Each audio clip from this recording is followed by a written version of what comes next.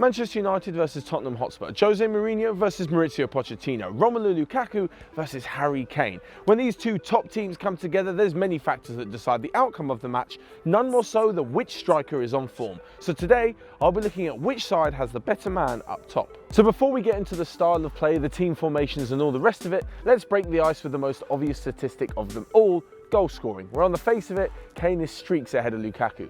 Last season, the Englishman scored 30 Premier League goals compared to Lukaku's 16, and has 110 Premier League goals overall compared to Lukaku's 102 in about 30 less games. But despite these facts, you'd be foolish to think that that's all there is to being a centre forward. Of course, it's what they're paid to do. However, styles of play can often differ between teams. For example, Lukaku scored way less goals than Kane did last season, but helped his team to a higher place finish in the Premier League.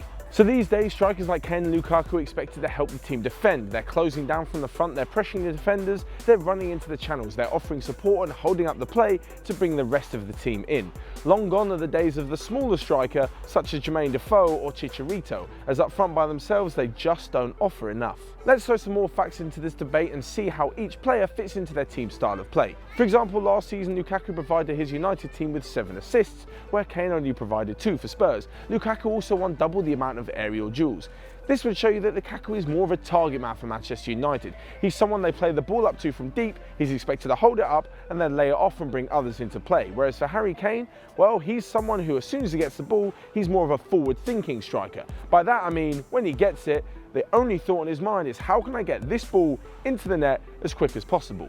This is something seen as with Kane, he had twice the amount of shots that Lukaku did last season, meaning that you'll probably find him closer to the goal. So first up, Manchester United. They're a team that's known for defending pretty well before springing on the counter-attack. This is where Romelu Lukaku comes into play. The big centre forward is basically a target man. He's there to hold the ball up when it's hit long and bring others into play. He'll often find himself on the halfway line before laying it off and then making a sprint towards the goal, not necessarily running with the ball or playing the forward passes. As for Spurs, well, they play a high pressing game, meaning that if they win the ball back off the opposition defenders, they're already pretty near the goal, so Kane is more likely to shoot. This also happens in most matches during the season where Spurs are on the front foot. They'll push the opposition back, camp in their half and work the ball forwards, meaning that by the time Kane gets the ball again, he'll be pretty close to the opposition's goal. So when they actually get the ball, well, how good are they with it?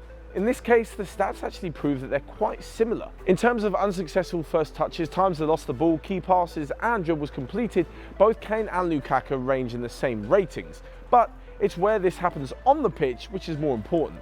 If you delve into the stats a little more, you might be able to find out where exactly these actions are happening on the pitch. For example, if Kane has an unsuccessful touch on the halfway line, things may not be so bad.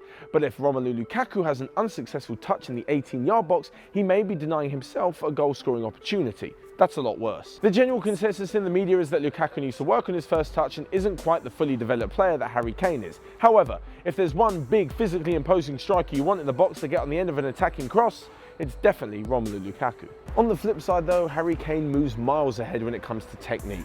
If you look at his passing, both long and short range, his shooting from in the box and from outside the box, and even down to his fantastic penalty taking, you'll see that there aren't many who can rival his level of technique with both feet, I might add, in the Premier League. He's right up there with the likes of Sergio Aguero in my opinion. This all makes Kane such a deadly striker and leads me into my last point about what makes the better player. And well, it's what takes someone from being a great player to a world-class performer, and it's consistency.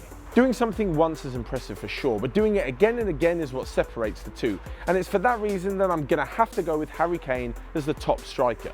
Sure, Romelu Lukaku is a great player and one of the top 5 strikers in the league, but the way that Harry Kane has progressed and bettered himself over the last few years just goes to show how much consistency can bring you so much clout in a debate like this. Consistency is what takes your Ozils, your Pogbas, your Alis to the next level. The likes of Messi and Ronaldo are so fantastic because they've been doing it for over 10 years now. So whether you agree with me or not, we can safely say that Lukaku and Kane are 2 of the best strikers in the world who constantly put in fantastic effort for both club and country. For Manchester United and for Spurs, they both have the right man for the right job that they're trying to do. But who would you have in your starting lineup if you were manager? Is it Lukaku or is it Kane?